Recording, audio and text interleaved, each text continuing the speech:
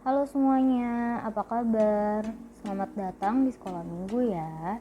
Sebelum kita mulai, yuk kita berdoa. Terima kasih Tuhan Yesus buat kebaikan-Mu, sehingga kami anak-anak-Mu bisa berkumpul lagi pada hari ini untuk mengikuti sekolah minggu. Tuhan tolong biar sekolah minggu hari ini dapat menjadi berkat buat anak-anak sekolah minggu yang ada di sini. Terima kasih Tuhan Yesus. Dalam nama Tuhan Yesus kami berdoa dan mengucap syukur. Amin.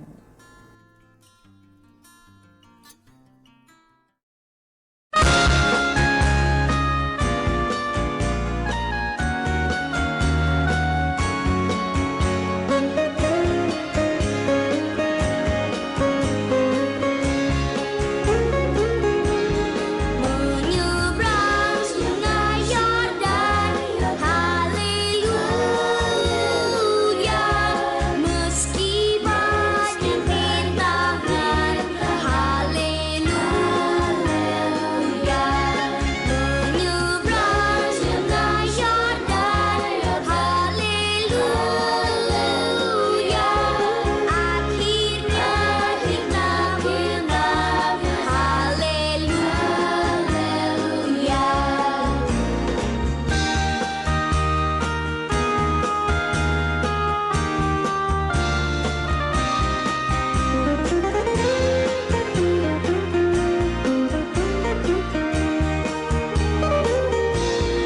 Menyeberang sungai Yordan, haleluya.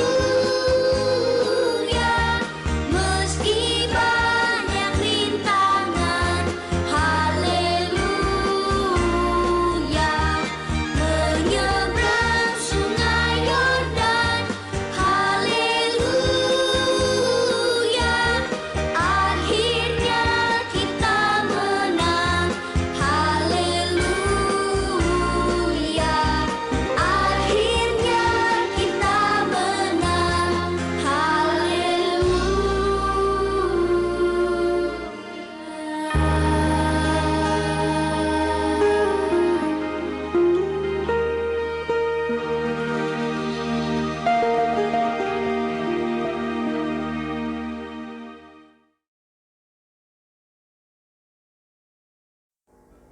Nah, seperti lagu yang kita nyanyikan tadi, hari ini kita mau sama-sama belajar mengenai bangsa Israel yang mendirikan tugu dari 12 batu.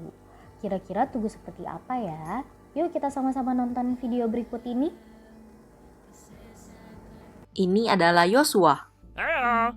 Yosua adalah pemimpin bangsa Israel Oh, yang Tuhan pakai untuk membawa umatnya bangsa Israel ke tanah perjanjian. yeah, let's do it.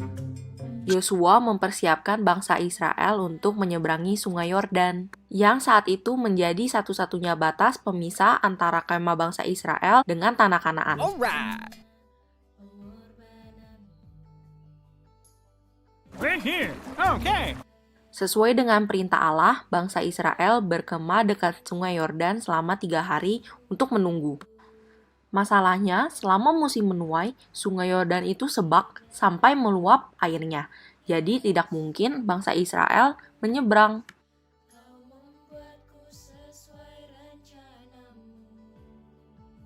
Lalu, Tuhan juga memerintahkan untuk para imam pengangkat tabut Tuhan untuk membawa tabut itu menyeberangi sungai Yordan dan berjalan di depan bangsa Israel.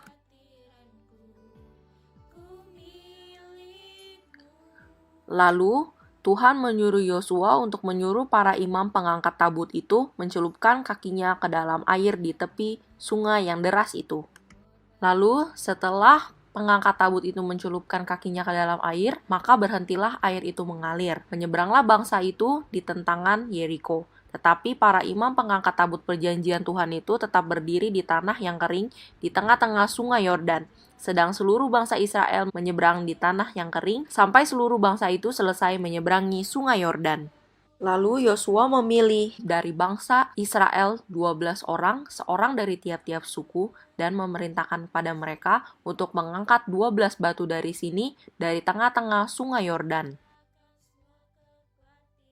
Setelah batu itu dibawa menyeberang, Yosua menegakkan 12 batu itu di Gilgal.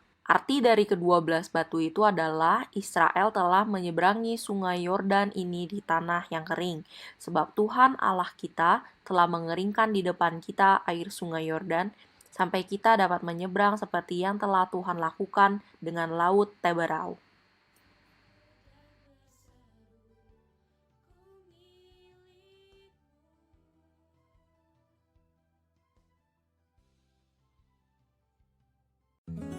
Nah, adik-adik, ada yang tahu nggak ini gambar apa? Betul sekali, ini adalah gambar Monas. Tugu Monas didirikan sebagai suatu peringatan akan keberadaan Indonesia di mata dunia. Monumen ini dibangun saat Indonesia baru keluar dari penjajahan Jepang dan Belanda. Ketika semua mata dunia melihat Tugu Monas pada masa kini, mereka belajar satu hal penting, yaitu Indonesia ada dan mampu bersaing dengan bangsa-bangsa yang telah maju.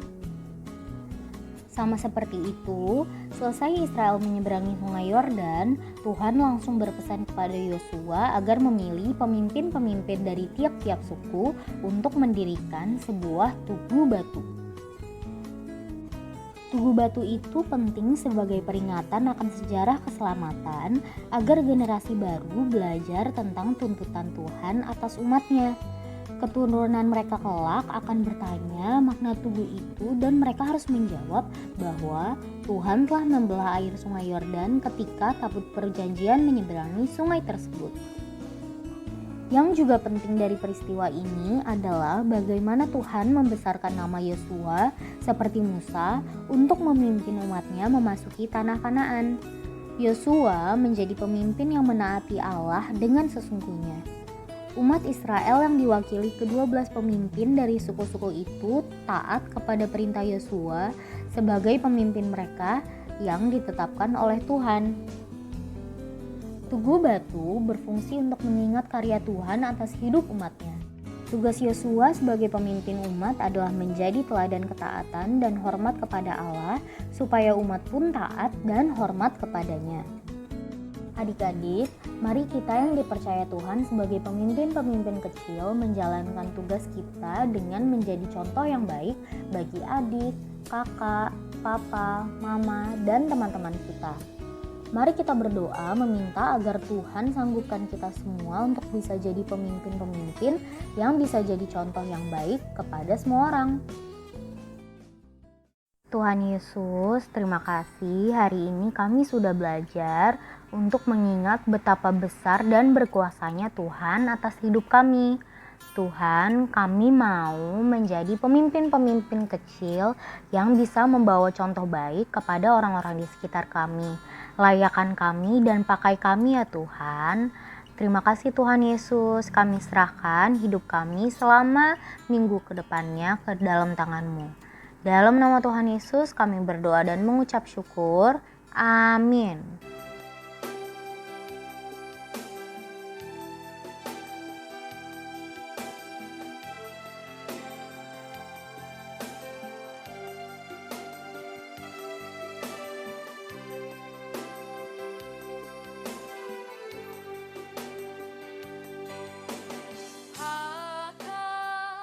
Pakailah aku sebagai pelayan.